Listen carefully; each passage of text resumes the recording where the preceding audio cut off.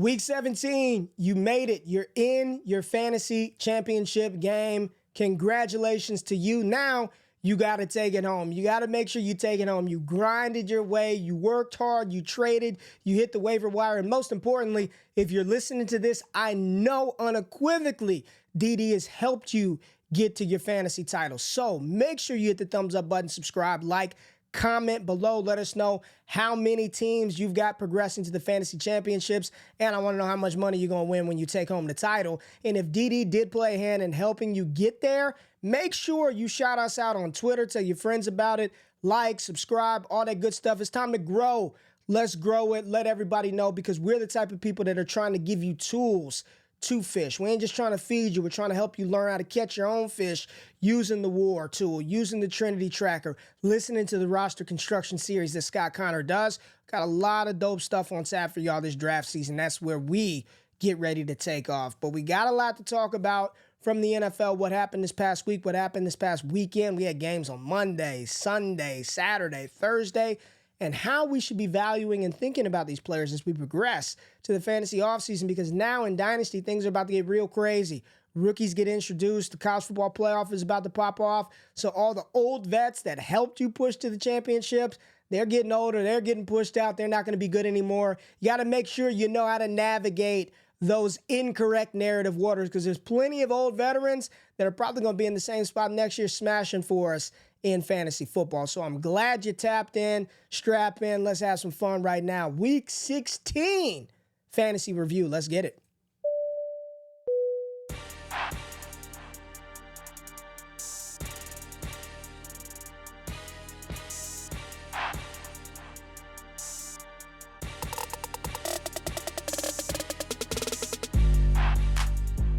All right, we had 3 games on Christmas Day. We had the Eagles and the Giants. We had the big game on Monday night between the Niners and the Lamar Jackson-led Ravens. And then we also had a third game in between there, a little bit in there. Who do we have? The Chiefs losing to the Las Vegas Raiders. So let's start off talking about that Baltimore and 49ers game.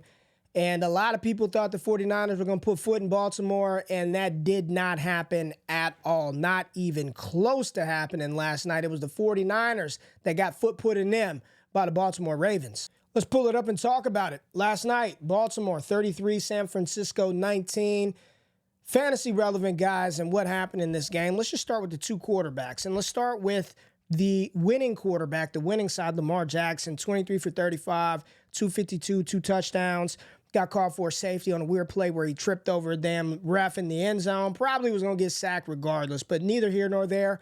45 yards on the ground. His leading pass catcher, rookie Zay Flowers, 9 for 72. And a TD, Isaiah Likely filling in for Mark Andrews, was the second leading pass catcher for the Ravens. I'm going to just say this. What Lamar Jackson is doing is nothing short of incredible, because you look at this wide receiver core, you look at this offensive cast of weapons. Gus Edwards, Justice Hill, both of those guys combined 19 carries for those two, and they had a grand total of 57 yards and a touchdown Gus Edwards scored. He's doing it with players that are just they're not elite caliber assets. This is supposed to be J.K. Dobbins. Keaton Mitchell, while he's not an elite running back, at least he has elite speed. He's doing it with a damn fullback in Justice Hill, a fullback in Gus Edwards and Justice Hill, and you look at his pass catchers. I mean, who wouldn't trade Charlie Kohler, Rashad Bateman, Odell Beckham Jr., Nelson Aguilar, and Patrick Ricard for Debo, McCaffrey, George Kittle, Brandon Ayuk, and hell, give me Willie Snead and Ronnie Bell. Give me those two as well. But you look at who Lamar is doing this with and how they're getting it done, 12-3 on the season. I don't know if we give him enough credit and praise and love for what he's had to do every single year.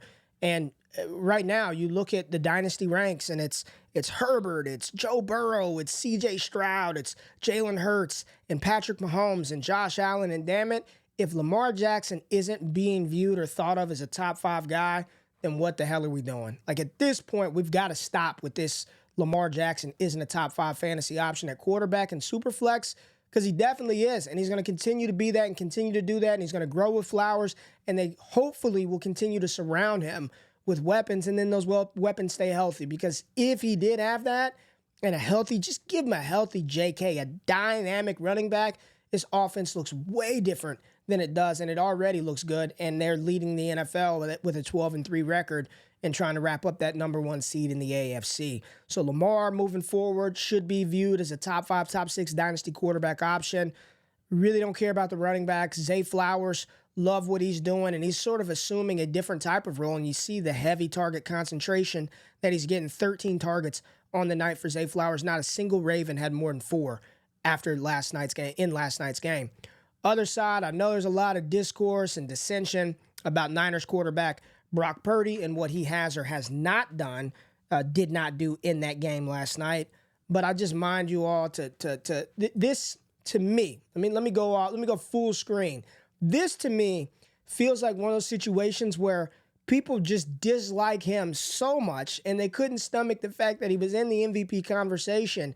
They couldn't stomach it, that they were waiting for anything to happen to where they could say, I told you he's not that good. And I'm here to tell you, whatever silly-ass narrative you have in your head, just erase it from your memory. 3 of the interceptions weren't on him. They were tipped passes, tipped up in the air. Happens to every quarterback in the NFL since the dawn of time. The first one to Kyle Hamilton was egregious, but in no way, shape, or form do the 49ers feel any differently about Brock Purdy. Is he going anywhere? If anything, this makes him even more of a value because the silly dynasty gamers knock him down. I don't even know what Keep Trade Cut says, but because of the 4-interception game, no quarterback could ever throw multi-interceptions in a game, and let alone let them be tip picks. He's no good anymore. Like, stop. Awful game. I'm sure he would love to have that game back. But do I feel any differently about Purdy, who had George Kittle humming early to start that game? Brandon Ayuk, another 100 yards? Not at all. Not a chance. Had a bad game. Shit happens. It's going to continue to happen until we're done playing a game of football. CMC, RB1 in Dynasty, that's what it is. I know next year you're going to try to talk yourselves into somebody else. It's Christian McCaffrey until it's no longer Christian McCaffrey. Kittle has had a resurgence. I mean, we kind of talked about him being one of those tight ends that you just don't know what to do. He's kind of in the middle of too old, and you can't have him too high. I mean, he's going to have 1,000 yards on the season. 1,000 yards, 6+ touchdowns, 60+ receptions. Let's go George Kittle. So it's good to see George Kittle, even at his 30-year-old age, getting it done. He's trending up while the other elite tight end that we'll talk about in a little bit, Travis Kelce, seeming like he's trending down just a tad bit. Ayuk, stud, Deebo Samuel didn't have a big game, but I'm watching that game last night and watching him evade tackles. That's going to be another veteran value next year, where in startups, people are, I don't know about Deebo, another year older. He's going to be 28 years old. Give me all the Deebo I can get for 2024, as well as George Kittle, Brandon Ayuk. Very, very good players. Brock Purdy, still trying to acquire him if I can in Dynasty. Let's just continue to move forward and progress down the list of the games that have happened. So we're going to go to the LA Rams and the New Orleans Saints, who played on Thursday Night Football, and talk through those players. And man, oh man, I can't wait to get a chance to talk about Puka Nacua on the Trinity show that's going to drop tomorrow or Thursday. But Puka Nacua on Thursday night went nuclear. 6 for 164, touchdown on 11 targets. Cooper Kupp did out-target him. Should have probably caught a touchdown in that game. But man, every time Cooper Kupp got hit, it looked like he was wincing in pain. Like, I got to get up, got to get up. I'm like, damn, don't let Kupp be hurt. But you look at this offense with Kyren Williams, with Matthew Stafford, who I believe over the last 5 games has thrown like 15 touchdowns to 2 interceptions. It doesn't look like 35-year-old Stafford slowing down anytime soon. Arguably, this is probably Sean McVay's best coaching job. I think he should be a heavy favorite for NFL Coach of the Year. If the Rams lock up a playoff spot, nobody knew anybody on this defense. Everybody thought that this team would be in the Caleb Williams sweepstakes, and they're in the hunt for a playoff spot right now. And it's all because of Matthew Stafford, their running back Kyren Williams, and their receiver Puka Nacua. Those big three have been phenomenal for us. And moving forward, Puka Nacua now up to 13-27 on the season, 5 touchdowns, 96 receptions. Going to finish the year with probably close to 1,500 receiving yards, over 100 receptions in his rookie year. That's the alpha. Get you some freaking Puka Nacua. I mean, that ship is long gone sailed, and you'll see that when I talk about him on the Trinity. Kyren Williams, a little different story. All right, a little different story. 23, 5th-round pick. We know the story out of Notre Dame, ran slow, all that other stuff. But my goodness, he's missed 4 games. He didn't play early in the season, didn't play a lot, and he's second in rushing yards. Are you kidding me? This kid is unbelievable, and this is why I had him as a top 3 back in the 2022 class, and I know it didn't come to fruition early. We had to wait a little bit for Kyren Williams to really get it going, but now that he's doing it, man, this is one dynasty-wise, and I'm going to pull it up right now because I don't have it up. So I'm going to pull up Keep Trade Cut right now, and let's see what running backs that I would realistically say going into next year, today on December 26th, that I'd rather have over Kyren Williams, and it's probably not many of them. So let's pull up KTC and see where Kyren sits. All right, KTC, what we got? Kyren Williams, RB8. All right, so let's look at this. We got Kyren at 8, ETN at 7, JT at 6, Achane at 5. Way too high, a little too high, and I'm a big Achane fan. Breece Hall, Jahmyr Gibbs, Christian McCaffrey, and Bijan Robinson still at RB1. I think this is a good spot. I think it's a good spot for Kyren Williams. I probably would prefer him over Travis Etienne, but we're splitting hairs here. 8 and 9 doesn't really matter. There goes your top 10 running backs right there, followed by Kenneth Walker, James Cook, Rachaad White, Saquon Barkley at RB12. So when you're looking at what the Rams have going into next season, hopefully Matt Stafford is back. I want him back. You want him back. We all want him back. Kyren Williams back is going to be good. Puka Nacua. Here's the thing.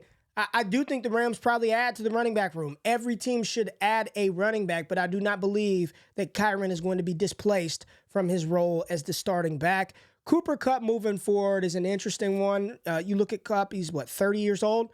30 going into next season, he'll be 31 years old. And you have to wonder if, he's just starting to slow down and decline a little bit. Man, played a full career at Eastern Washington. I mean, he played all the games. He was there 4 or 5 years, played every game there. He's been dominant in the NFL, been utilized heavily. And you just have to wonder if he's slowing down a little bit, or is it just a little bit of the injury bug for Cooper Kupp, and next year he's right back to being his same Cooper Kupp self, even though I do believe that Puka Nacua is the alpha in that offense now. Would love to have him going into next season.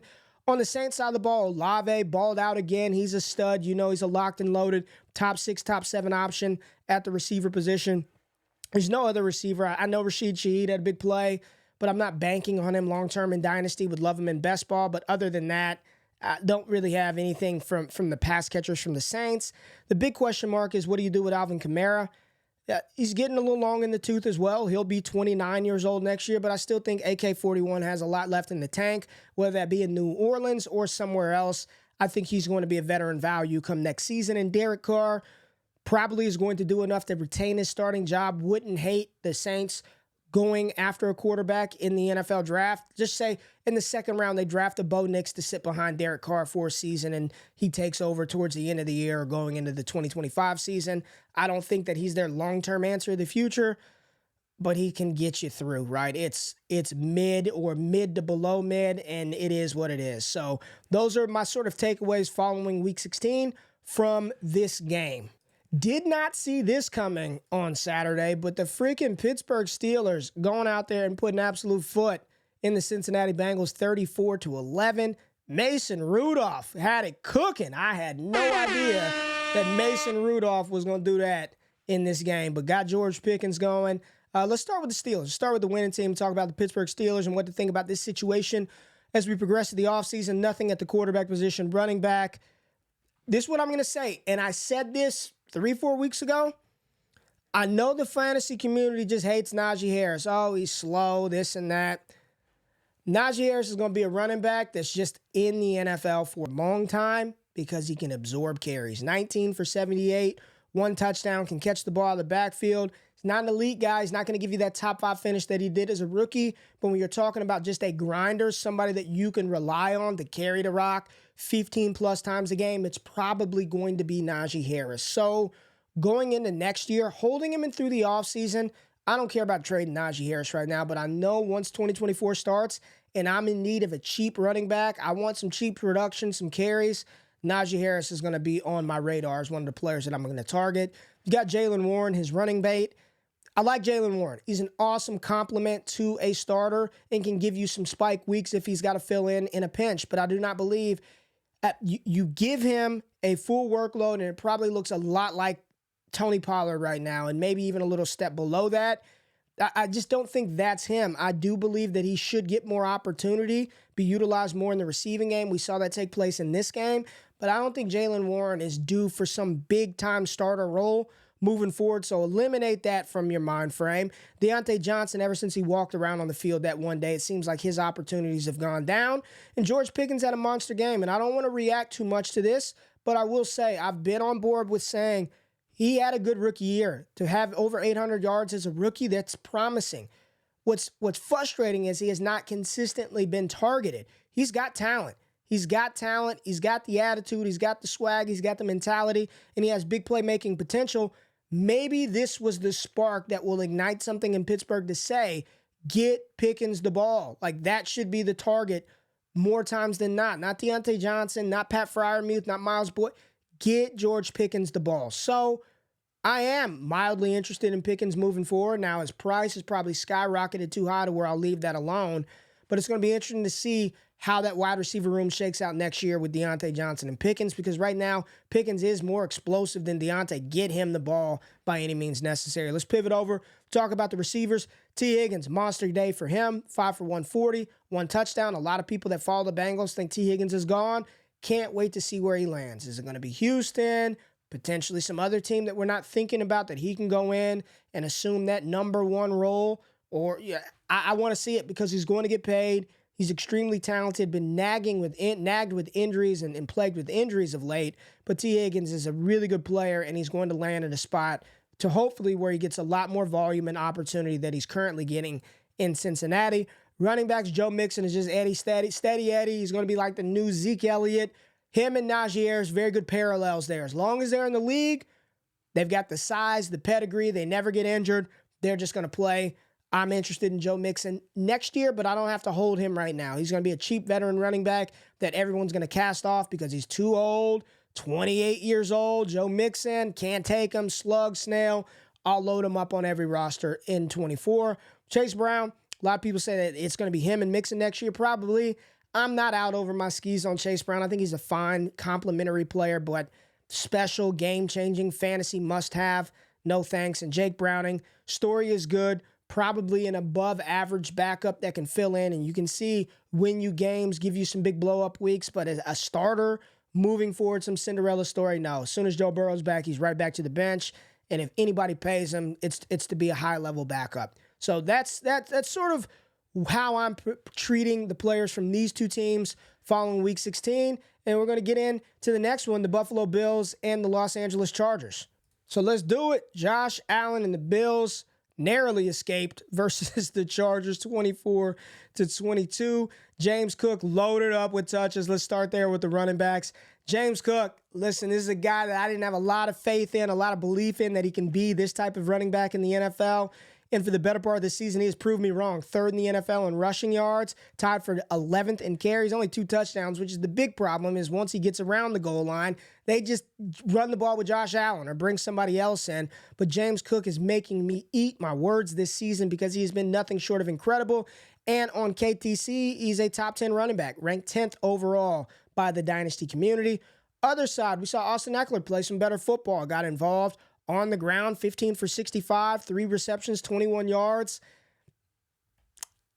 I'll take him next year. All these older running backs that people are going to dismiss, and the reason why is we drafted Austin Eckler in the 2nd, 3rd round of startups, so he's significantly, like big-time disappointed our expectation level, which just means he's going to go to a new team next year, maybe play on this same team, and just get opportunity, but at a much cheaper price. Like, I don't have to pay 2nd-round prices for Austin Eckler or 4th-round prices for Joe Mixon next year or wherever Najee was going. You just get these guys much later, and as long as they're on the field and as long as they're playing, I've got interest. Now, on the podcast with Matt Harmon last week, Matt asked him about his future, and he was kind of wishy-washy on playing moving forward, so we got to see how that plays out. The receivers, there's not a lot to talk about. From the Chargers side, it was Easton Stick throwing the football. Quentin Johnston, 5 targets. It's good to see that, but Josh Palmer had 8. Gerald Everett had a big game with 8 targets, but it's good to see QJ just not relegated to the bench. Another one of those rookies who have underperformed this year, but we'll see how things play out over the summer with Quentin Johnston. On the other side, a little more concerning is Stephon Diggs for like 6 straight weeks has done nothing. Is Diggs slowing down, or is just the offense not meshing well? Kincaid, Stephon Diggs, All of them have been asked since Joe Brady took over as the play caller. Gabe Davis, this is what Gabe Davis does in Gabe Davis fashion. 3-4 times of the year. Out of the year, he's going to go insane. 4 for 130 and 1. Probably in his same role next season. We'll see if Stephon Diggs is around for the Buffalo Bills once we get to 2024. And absolutely no need to talk about the quarterbacks. Josh Allen, stud, top 2, top 3 quarterback in Dynasty. No need to discuss anything further from this game. Cleveland, Houston had a matchup, and Joe Flacco got it done 36-22. Flacco launched another 2 interceptions, but damn it, he had 3 touchdowns en route to 368. But the big story, Amari freaking Cooper, 11 for 265 yards, 2 touchdowns on 15 targets. And even despite that, Chief Njoku still had a touchdown and 44 yards. I mean, he's been the best quarterback the Browns have had in years. Since Baker's rookie year, Joe Flacco found him off the street. Best quarterback the Browns have had since Baker's rookie year. He's been better than Deshaun Watson has. He is unlocking the offense. And they can't run the damn ball for whatever reason. They load up Jerome Ford and Kareem Hunt. They can't run anywhere. They score touchdowns but get no yards. It's just chuck and gun. It's run and gun.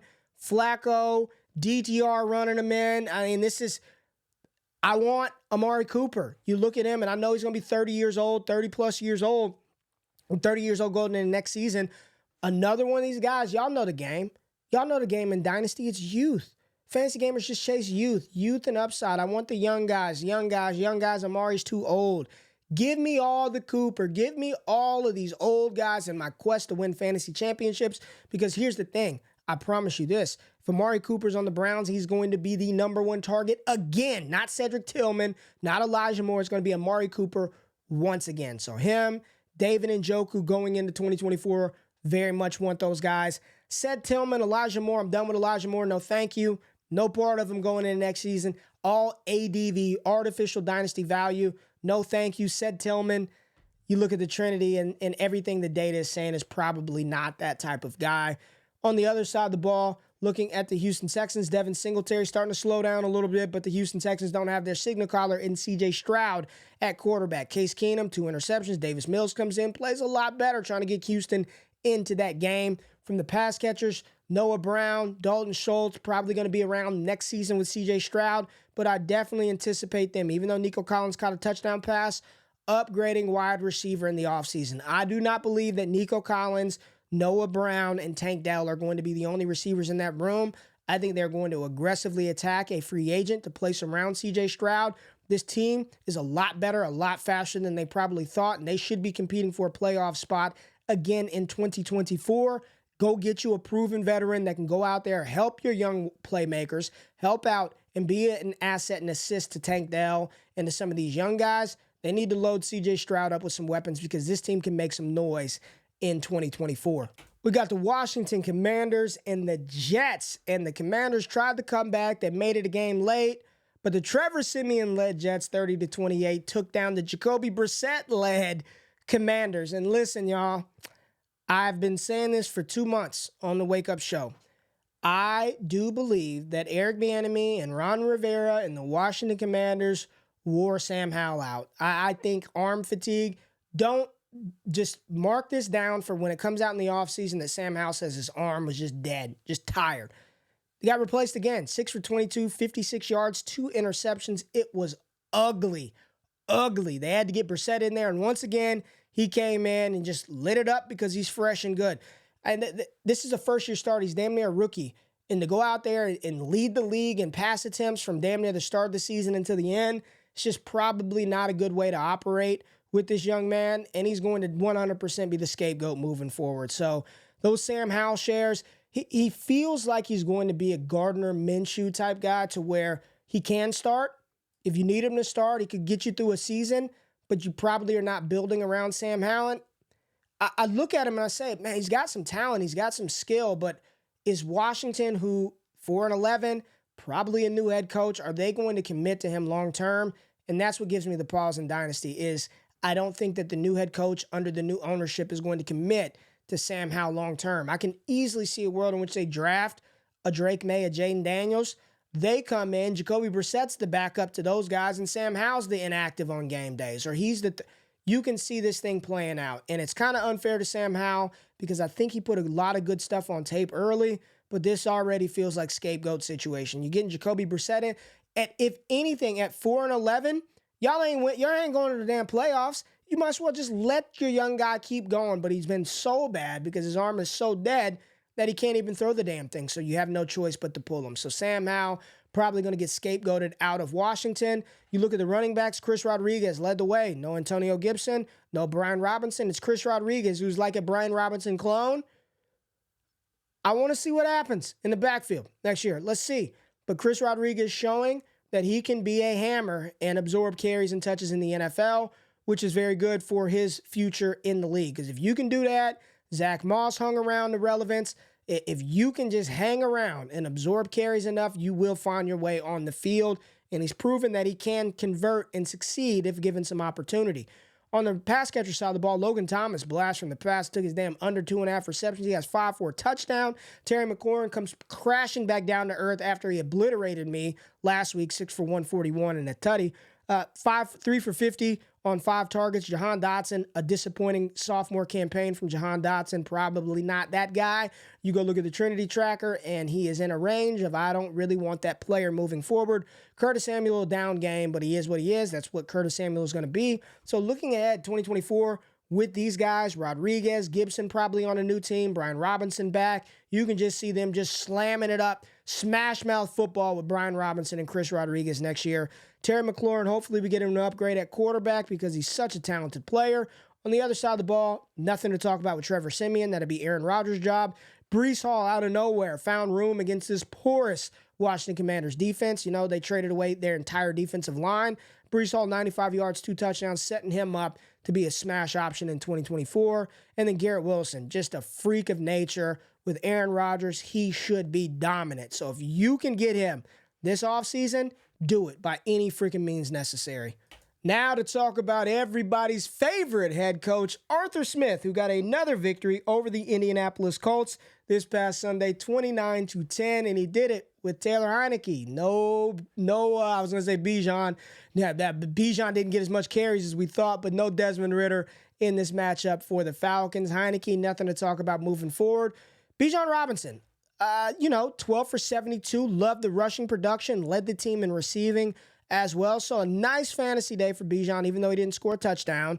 Tyler Algier did score 9 for 69. He's a good complement. He's a good secondary rusher to pair with Bijan Robinson. I know people don't like it, but he is, and he's going to be there next year. And even if there is a new head coach, I don't think that Algier is going to be relegated to a 0. So just keep that in mind, and that's okay. Most running backs in the NFL are a part of a 2-headed monster, and it's not even a committee. It's 2 running backs. Like, you just need 2 to be successful. I don't even want to call it a committee, just 2 running backs. So get it out of your head that Bijan's going to have 35 rush attempts because the only team that does that apparently is the Rams, the only team that wants to give the ball to one guy. So Algier's fine. Algier is a quality player. He's no Bijan Robinson, but this is going to be a thorn in our sides for a long time, it feels like. Kyle Pitts, Drake London. If we can upgrade the quarterback, right now the Falcons picking top 15. I think according to Tankathon, they were 11th or 12th in current NFL draft order. Could be in a range to maybe sneak a quarterback in there. Is that Michael Penix? Does Quinn Ewers declare? Is it J.J. McCarthy? Bo Nix? Hoping for a quarterback upgrade in Atlanta. Kyle Pitts, disappointing season. Drake London, disappointing season. Still interested in both, but I'm treading with caution because I just don't know if Arthur's going to be back and we're going to have to deal with this shit again, or are they going to get somebody new under center and at the head coaching spot on the Indianapolis side of the ball. Not a lot to talk about from the pass catchers. Michael Pittman Jr. was out. He is a stud, elite wide receiver. Go get Michael Pittman Jr. Go get him before I post a video talking about him from a trendy perspective. Go get Michael Pittman Jr.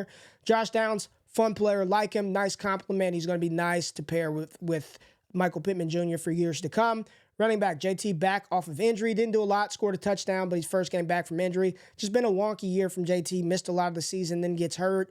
He'll be fine. He'll be locked and loaded. Where's he at right now? KTC ranks JT, RB6. Yeah, give me JT over Devon Achane. JT's only 25 years old, too. Give me JT over Achane. Yes.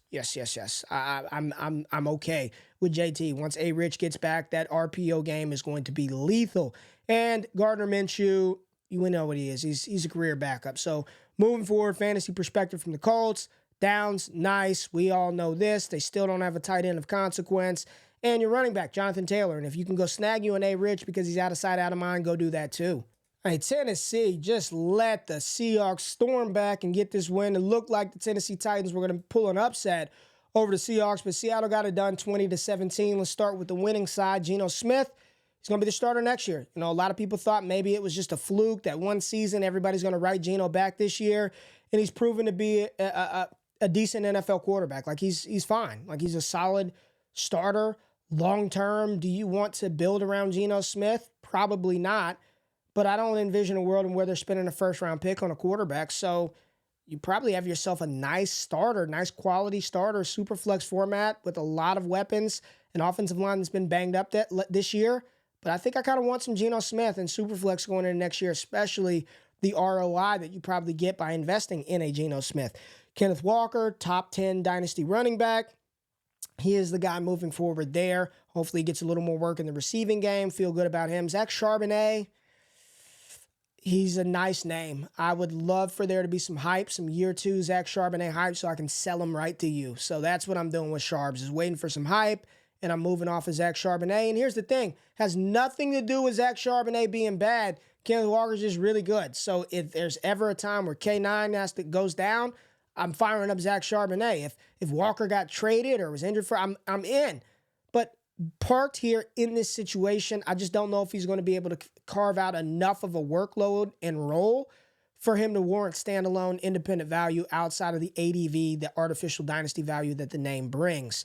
You look at the receivers, Tyler Lockett smashes. Jackson Smith and Jigba, another solid game. DK Metcalf scores a touchdown. Nice three-headed trio right here. We'll see what they do with these three receivers next year because we want to see a little more JSN.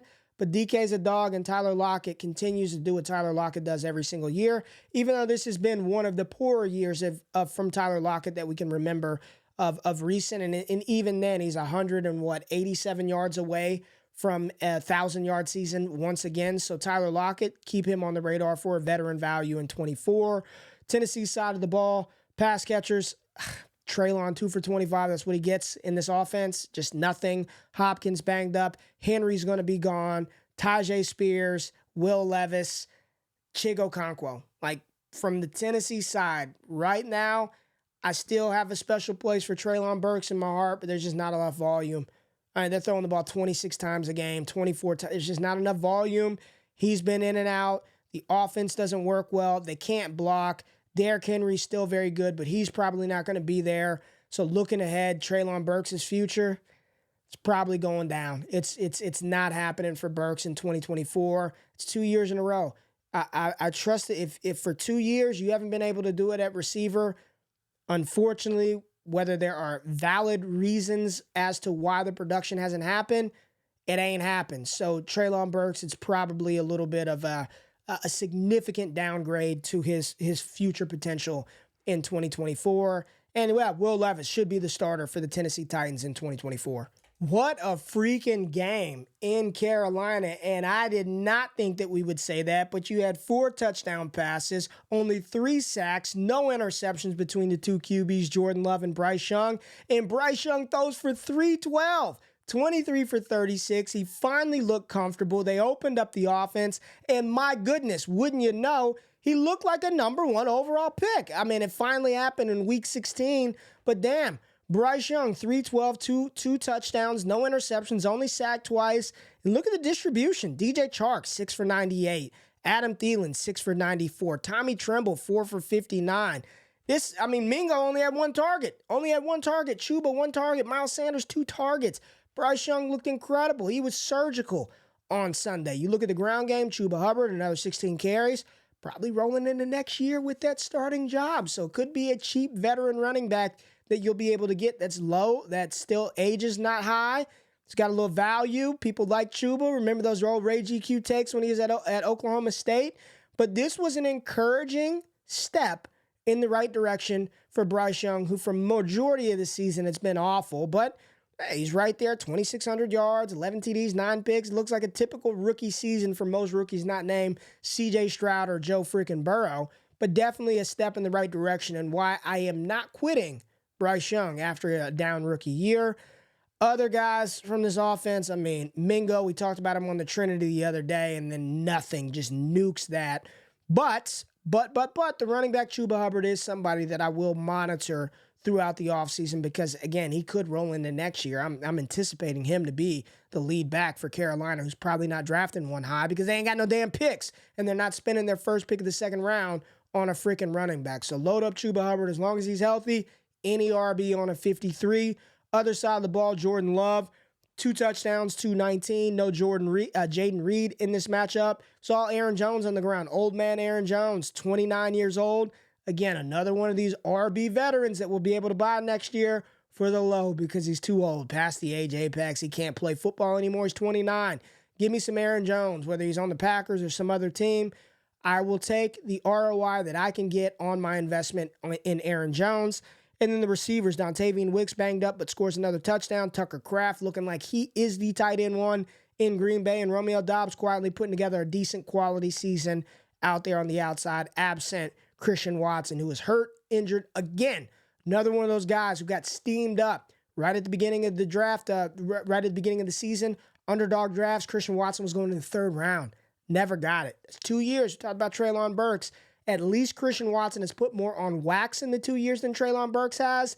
He's going to continue to get opportunities in Green Bay, but I think I'm at the point, if I could re-roll Christian Watson, I 100% would re-roll him for a shot at one of the receivers in the 24 class. Jacksonville and Tampa Bay. Tampa Bay, 30-12. Trevor Lawrence, my God. I mean, it's Jekyll and Hyde with him. T-Law's awesome, but T-Law's also awful. He could be awesome and awful. He's Jekyll and Hyde. Every 2 weeks, this is what you get. But Baker Mayfield has been very consistent. I'm hearing a lot of talk about Tampa Bay locking him up, 2-3 year deal. Good for Baker Mayfield. Quality starter. Got him for dirt cheap and super flex. Quality starter. You can literally next year, if you just wanted to win, just say you were just going into next season, you're like, you know what? The hell with dynasty value. I don't care about long term. I'm just going to fade quarterback, and my 3 starters are going to be Baker Mayfield, Geno Smith, and maybe you take another, Kirk Cousins somewhere, Aaron Rodgers. Like, you can 100% do that next year. Now, do your quarterbacks hold up all season? We'll see. But Baker Mayfield, 2 touchdowns, 283. Mike Evans, another 2 receiving touchdowns. I mean, Baker Mayfield with Mike Evans this year has been freaking money. 13 touchdowns, leading the NFL, 9th in receiving yards, 1163 for the 30-year-old Mike Evans, who's going to be another value next year because he's 30 and he's going to be 31 before the season starts. And once you turn 30, you just can't run anymore. So Mike Evans is going to be one of those veteran wide receivers that I want. Rashad White, nothing on the ground, but scores another touchdown and involved through the air. 6 receptions, 38 yards. Chris Godwin. These are players I want going into next year. Evans, Godwin, Rashad White, want. Cade Otton, I'm all right passing on Cade Otton. I'm fine if I don't have Cade Otton at tight end. Trey Palmer in best ball, do want some Trey Palmer in best ball, especially if he stays he's going to be here, but as long as Baker stays with this offense and they continue to do the same type of things, I think I'll have me some Trey Palmer, especially in best ball. Other side of the house, Evan Ingram's resurgence as an elite tight end has just been awesome to see. Didn't work out well for him in New York, but he is thriving right now with Trevor Lawrence. Monster game from Evan Ingram, and he's going to be that type of tight end asset that we want next year in 24. Big question mark is what to do with this guy, Calvin Ridley. 6 for 90, 2 touchdowns on the season. Calvin Ridley, 871 yards, 2 touchdowns, 66 receptions. It's a decent season. It's a quality season from Calvin Ridley. I think a lot of people thought he would come in and give us one of those elite special seasons. He missed a whole year of football, so maybe that's just probably not in the range of cards. It hasn't been consistent, but I do think Ridley's taken a lot more heat than he probably deserves to take. My expectation level was not 1,500 yards for Calvin Ridley, so he finishes this year around 1,000 yards. It's probably what he is. He feels like the new Tyler Lockett, but not as consistent. You got to get more consistency, and a lot of that starts with the quarterback, Trevor Lawrence, who's been wildly inconsistent. I don't know how he played in this game. He was concussed all week, didn't practice. All of a sudden, he's cleared, and he can play this game. He wasn't right. He was sacked. He's throwing picks, just looked bad. Travis Etienne has been on a down streak of late. He started off so hot, and then you look at his last 5-6 games, barely can get over 50 yards because the game script. He just gets scripted out of these games because Jacksonville gets down, and then they're trying to throw the ball to come back and turning it over. So ETN, we looked at his dynasty rank, RB7. I do prefer Kyron Williams to Travis Etienne. If I can switch out ETN for Kyron plus, and I don't know how much the plus would be, I would 100% do that moving forward. Trevor Lawrence, let's just look at where T-Law is. Let's go to quarterbacks. We did this. We talked about him. Trevor Lawrence right now, QB9 in Dynasty. Yeah, sure, fine. Until the other rookies come in, and then they're just going to push him down. But it's fine. It's probably that's probably where he's going to be. He's going to get a long-term deal. He's a good player. But just not this elite asset that we probably thought he was coming out of Clemson a couple of years ago. Detroit and Minnesota, I got word today that TJ Hawkinson, torn ACL, MCL, brutal loss for the Minnesota Vikings and their quest. There was a small quest to make the playoffs, but this just sucks because it happened so late in the season. You could pretty much cancel out Hawk being ready for the start of the season. Then the ACL, it takes a little bit. He plays tight end. Brutal loss. The Dynasty tight end 2, in my opinion, behind Sam Laporta. He's going to fall down now, put Trey McBeast up there at tight end 2. And it's just brutal loss for TJ Hawkinson, who's played some really good football this year, 26 years old. Don't have long-term, concerns, but for 2024, just a devastating blow for the Vikings. And if you have Hawkinson in Dynasty, if I can trade him and pick up, let me give you some options. Would you feel comfortable pivoting off of TJ Hawkinson to Jake Ferguson plus, Tucker Kraft plus a first? Would you do something like that in Dynasty? Let me know in the comments. Justin Jefferson, stud, 6 for 141. Jordan Addison got hurt early in this game, but we all know that he's a nice compliment to Justin Jefferson. Amon-Ra. Doesn't matter that he doesn't get the air yards. He's just peppered with targets. He scores touchdowns. He's a beast. He's a top 5 option moving forward. Jahmyr Gibbs, Sam Laporta, studs. David Montgomery, stud. Jameson Williams, coming on of late. Let's take a look at J-Mo on the season. He's up to 22 catches, 285, 2 TDs. A lot of people like J-Mo. So if J-Mo starts to get some buzz and some hype in the offseason, could be an opportunity that you've been looking for as a Dynasty gamer to move off of Jameson Williams. We talked about Monty and Gibbs, just dynamic running backs. Both of these guys, 10-plus carries, 50-plus yards, score touchdowns. And then Jared Goff, another touchdown, 257. Where's Goff at? Dynasty, Jared Goff, QB 16 behind Love, Fields, Dak, Kyler, Brock, Tua, T-Law. Jared Goff, give him the contract, Detroit. He's earned it. Give him the contract. You look at what Jared Goff is. 3rd in touchdowns, 27. 3rd in yards, a tick under 4,000. And top 12 in QBR while being tied for 94th in interceptions with 10. So you're talking about Jared Goff, very, very good. Very, very good quarterback who's earned his keep, he's earned his contract. And if you have him in Dynasty, we talked about the all-old team, Jared Goff, QB1, Geno Smith, QB2, Baker Mayfield, QB3. Freaking load up on those skill position players in Superflex next year.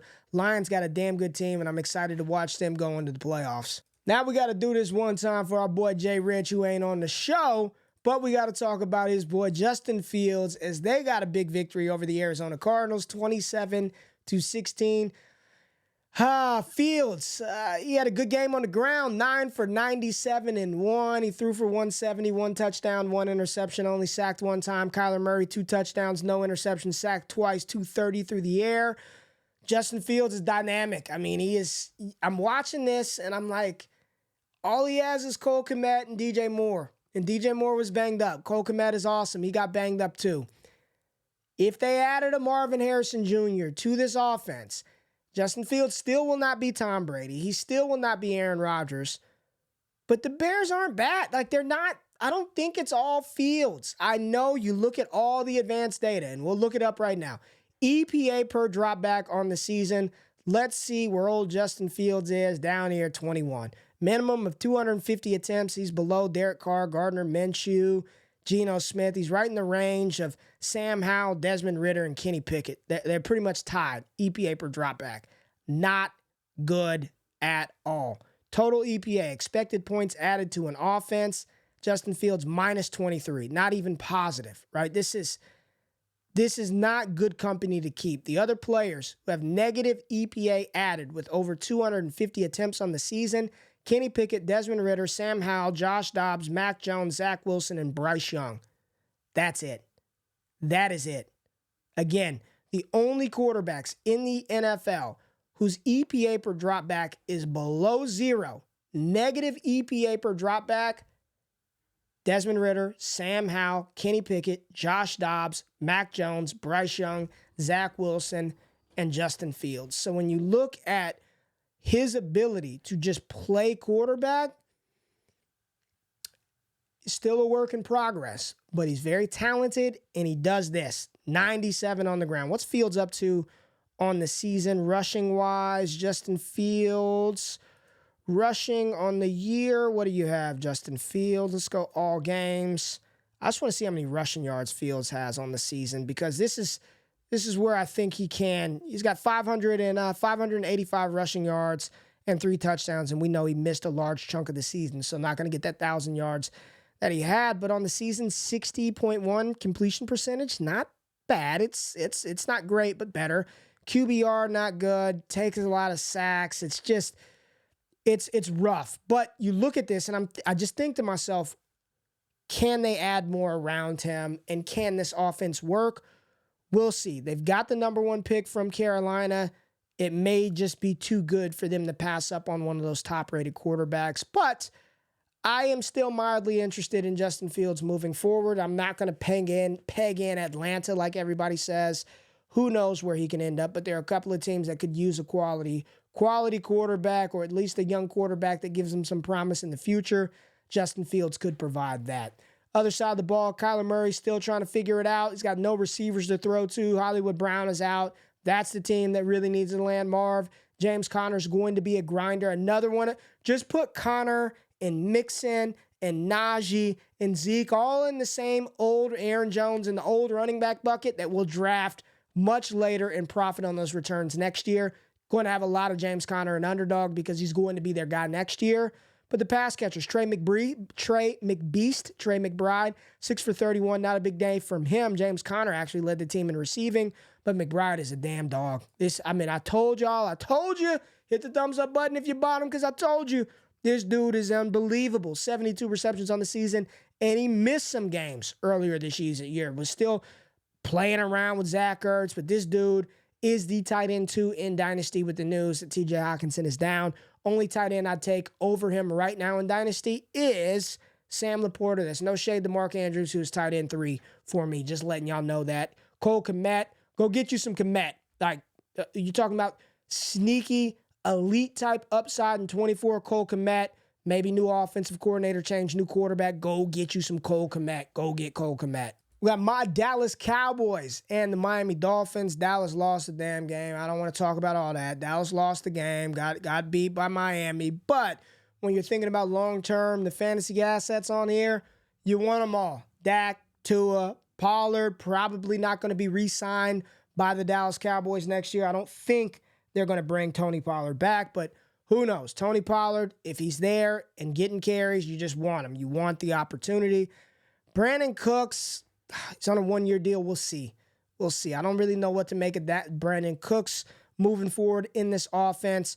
That's it for the Dallas side. Jake Ferguson, stud. Jake Ferguson, load him up. Top 6, top 7 tight end in 2024. Hopefully you were able to buy you some Jake Ferguson as well. Tyreek Hill, dope. 100 yards receiving for Tyreek. He's going to be Tyreek. Jalen Waddle, interesting one. And I just want to talk about it really quickly. And let's pull up KTC.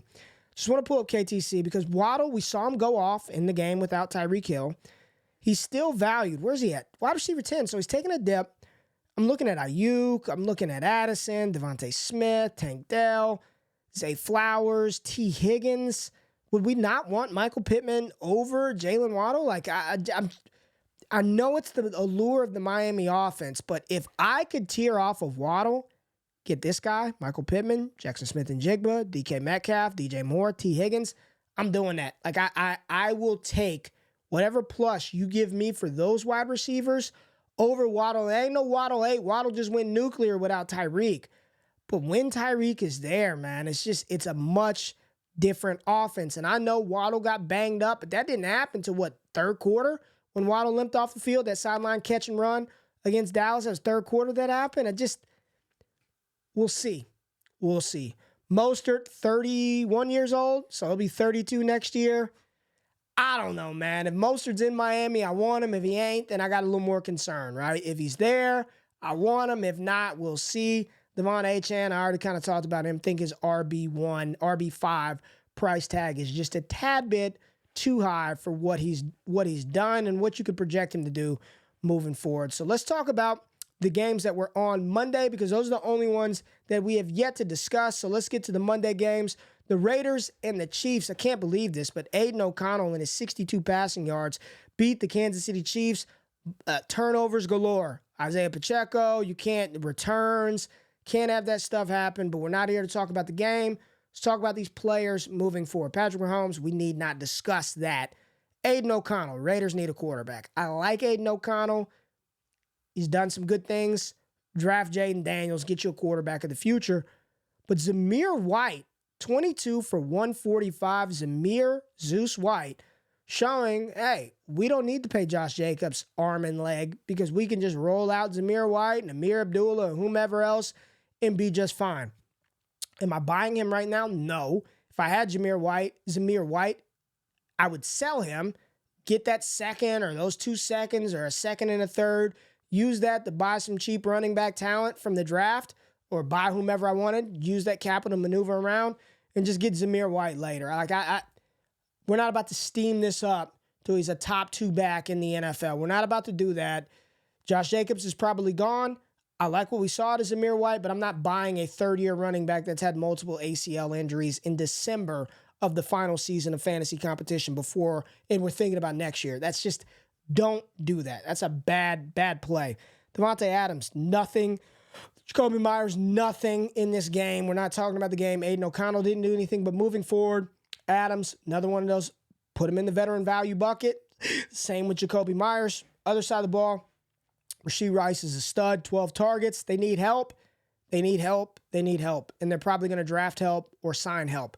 They need help. As good as he is, he can't do it alone with just Richie James. Travis Kelce, at the beginning of the season, in the Discord, destinationnevy.com or patreon.com/allgas, before a game of football even started, I said, at some point, Kelce's got to slow down. Like, it can't be Travis Kelce smashing every single game for his entire career.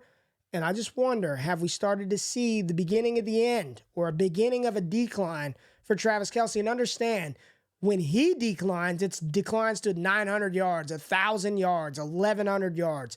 It's still great. He's still elite. Nobody's saying Travis Kelce is bad, but where you were drafting him, first round, second round to get the positional advantage at the tight end position, you did not get the return on that investment. And I think because of that, if he's around next year, you'll see that ADP reflective and depressed because of the season that he's put on wax this year.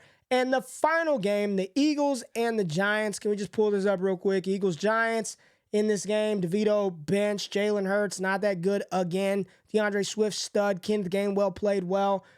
Devontae Smith, A.J. Brown, both really good. We know what we want out of those guys. And it seemed like the offense, if you watch this game, really hyper-focused on Dallas Goedert for a bit. So you wonder if something has happened schematically where they said, let's hyper-target and focus on our tight end, make things easy for Jalen Hurts. Dallas Goedert returning some of that value when you needed him most. I don't think they're going to add any more weapons there. Maybe another receiver just to help out for, third down purposes if A.J. Brown or Devonta Smith go out. But I think this core is pretty much intact, and they're all appropriately placed in Dynasty. DeAndre Swift, one of the running backs, younger running backs on a good team. Hopefully they commit to him long term because, man, he looks like the stud that we thought coming out of Georgia a couple of years ago. Really in on DeAndre Swift for next season. Other side of the ball, I don't know, y'all. Nothing from the receivers. Maybe Wandell, maybe Bellinger, maybe Waller. I don't know. Running back Saquon Barkley, if he's there. I don't know. The Giants, hands down, my biggest miss of 2023, the New York Football Giants. From Daniel Jones to Darren Waller to Saquon Barkley, just misses across the board. I don't know if this was just a bad season. bad coaching job, or hell, if Daniel Jones and the Giants are just bad and they lucked up every damn game last year. But by far, my biggest miss of the 2023 season is the whole freaking New York Giants football team. So there you go. Recapped every single game from this past week of football. Hopefully you guys enjoyed time with your family and friends, had a happy holiday season as we progress throughout the week. I'll be here dropping content damn near every single day, getting you up through New Year's. If you haven't checked out the rookie mock yet, make sure you check that out. Talking about the 2024 class, a little different format in this one. And make sure you go over to DestinationDevy.com. Check out all the written content on the channel that we're doing over there. Scott Connor and I going live tomorrow night, doing a little Destination Chill, going a roster deconstruction series. Make sure you check that out. Appreciate y'all. And again, if we helped you make it to the fantasy championship, if we help you win some cash, if we got you in position to do that, let me know in the comments below. I appreciate y'all. I love y'all. I'm out. Peace.